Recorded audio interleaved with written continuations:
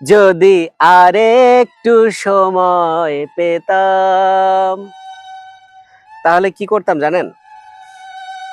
তাহলে হয়তো মনের কথাটা বলতে পারতাম।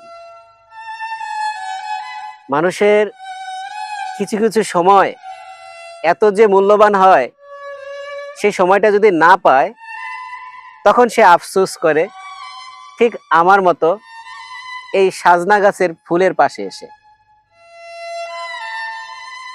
একদিকে হয়তো ভালোই হয়েছে, সময়টা পাইনি, তাই একা একা এই প্রকৃতির মাঝে বসে আফসোস করার একটা সুযোগ হয়েছে।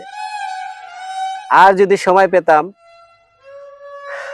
হয়তো এলোমেলো কিছু হয়ে যেত। Thank you.